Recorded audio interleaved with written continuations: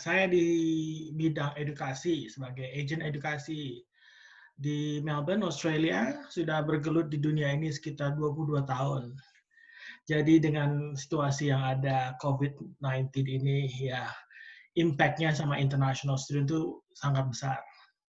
Justru international student di sini di Australia umumnya mereka membutuhkan support dari university dan community as well. Mereka juga kebingungan nih, dilemanya mereka tuh kadang-kadang mau bayar uang sekolah atau mau bayar biaya hidup. Gitu loh. Karena uang sekolah untuk sekolah di luar negeri itu tentunya cukup mahal. Walaupun international student dapat support dari university, di mana university sekarang udah majority semua memberikan support dengan memberikan financial hardship, the international student sekarang bisa apply untuk mengajukan permohonan financial hardship. Jadi mereka dapat santunan dari university. Karena government tentu tidak bisa memberi santunan for international student. Mereka lebih mengutamakan masyarakatnya Australia sendiri yang diutamakan. Jadi international student membutuhkan support dari university, sekolah-sekolah yang mereka pelajari, dan kadang-kadang juga community, Indonesian community, mereka juga membantu memberikan support, takeaway, dan kadang-kadang ada juga beberapa orang yang memberikan nasi gratis, just for everyone, no question asked. Jadi ya seperti itulah support yang ada di currently. Untuk current student or a new student biasanya mereka minta lots, mereka minta support informasi, what is the reason. Kadang-kadang ada special form yang mereka minta untuk hardship, what do you call, financial hardship. So international student bisa dapat sekitar 4.000 sampai 8.000 tuition fee yang dipotong. Kalau student yang baru, mereka juga ada scholarship untuk COVID-19 ini. Scholarship itu bisa berupa potongan tuition fee dan payment plan. Jadi nggak perlu harus bayar lump sum one semester, mereka bisa arrange payment plan. Begitu juga yang current student, mereka akan minta payment plan as well untuk bayar tuition fee untuk semester depan. Berupa payment plan, hardship, scholarship untuk kedepannya. Mereka juga ada IT support untuk komputer apa semua. Karena mereka melakukan online courses, mereka dapat kalau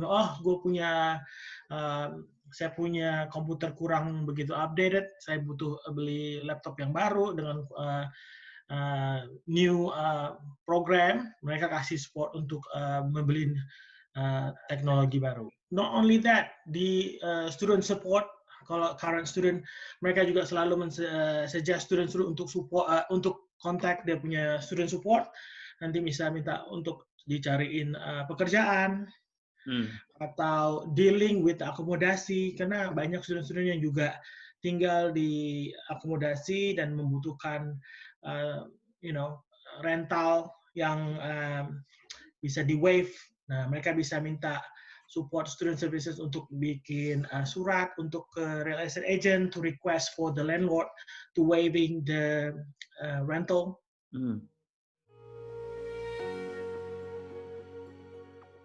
Itu tergantung unit, tapi mainly mereka tuh onshore and offshore. Asal jadi misalnya saya bilang tadi, kalau mereka bisa membuktikan bahwa mereka membutuhkan teknologi itu di luar negaranya, pada di rumahnya, ya mereka bisa kasih. Mereka untuk beberapa university, some subject they said tidak ada ujian, all assignment based because it's online. Saya rasa tidak, karena university sekarang kan punya teknologi yang cukup bagus. Mereka selalu mengutamakan quality for the student or for the graduate as well. Cara ini kan border udah close nih buat overseas. Jadi kita hanya bisa mengkonsentrasikan pada onshore student. Hmm. Julai masih ada. Untuk saat ini university saya juga meminta mereka untuk membuat keringanan untuk intake-nya diperpanjang, having a November intake, supaya nanti kan banyak student-student yang di sini juga mereka gara-gara COVID-19 ini segala administrasi sekolah juga agak pelan.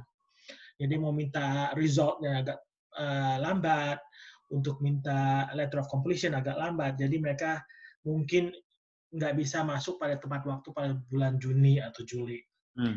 Kalaupun mereka miss out that intake, maybe Oktober or November intake, they can catch up.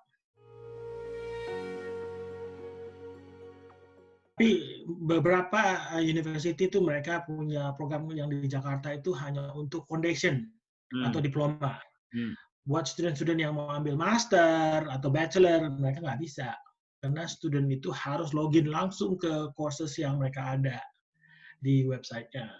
Yeah. Nah, untuk itu, ya offshore untuk saat ini ya, offshore bisa dilakukan. Tapi ya, buat kami yang edukasi yang di Australia, kita harus mengkonsentrasikan untuk how to get onshore student nih.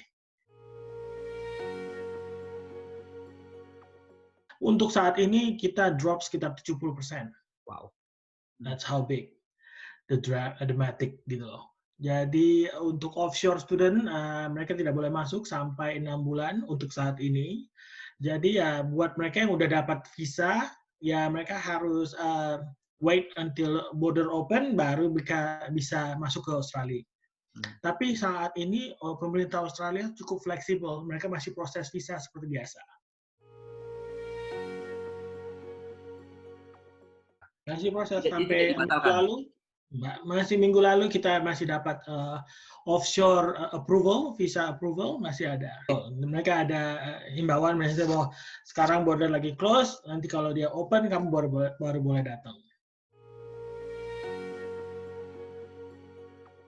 Justru untuk mereka itu sekarang pemerintah Australia membuat suatu visa baru khusus buat mereka.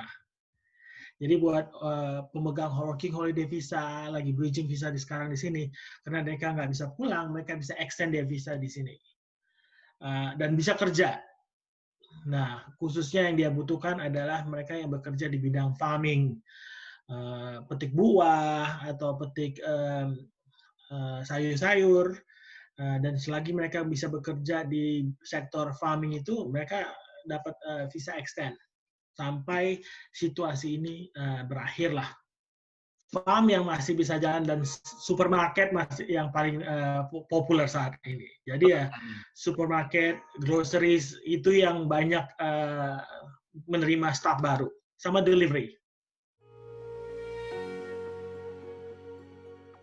Saya bilang sih untuk saat ini edukasi akan terus jalan walaupun tidak face to face tapi bisa dilakukan secara online. Banyak beberapa student yang saya sarankan kalau tidak bisa sekolah di sini, bagaimana bisa mencari sekolah yang di Indonesia-nya dulu. Tapi ini hanya bisa berlaku buat yang baru selesai SMA, untuk mereka bisa kerjain, ambil foundation study atau ambil diploma dulu. Ada beberapa kampus like UTS, Tasmania, RMIT, Monash, kan ada kampus-kampus, CQU pun ada kampus di Jakarta sekarang. Oke. Jadi tetap melanjutkan pendidikan di sana, at the end of the day nanti mereka bisa transfer kalau segalanya sudah aman dan terbuka. Ya, seperti biasa, tetap belajar. Kalau tidak bisa datang ke Australia, mereka bisa belajar di Indonesia dulu, either doing pathway with the university yang ada di Australia, atau masuk aja ke universitas di mana yang mereka mau. Nanti setelah semuanya selesai, kita bisa transfer. Oke. Informasi transkripnya bisa kita ajukan lagi kembali. Kantor tutup, semua orang kerja di rumah. Jadi ya mau nggak, tapi kita tetap komunikasi sama student. Nah, kita juga sekarang lagi berencana untuk memberikan paket khusus untuk international student berupa 1 minggu like essential, basic essential. Ya, kita kasih beras, noodles, pasta, kaleng, makanan kaleng untuk selama 1 minggu. Itu yang kita rencanakan saat ini dan masih menunggu bagaimana kita merealitaskan di on the real life gitu loh. Jadi kita nggak mau student kita tuh datang ke kantor, kita kalau bisa kita lagi mau mereka untuk masuk ke supermarketnya langsung. Jadi tanpa harus datang ke kantor kita, dia bisa langsung pick up the package di Asian Groceries yang dekat dengan rumahnya. Untuk semua student, no question asked. Dan tidak hanya student dari Indonesia, any other country as well. Dan ini direncanakan bahkan berjalan dalam 2 atau 3 minggu yang akan datang. Setidaknya 2 minggu yang akan datang. Kenapa? Kita masih menunggu support dari institusi-institusi yang mau memberikan bantuan, ya seperti RMIT, they're very supporting for us, yang memberikan dana ya untuk international student yang kamu bisa salurkan.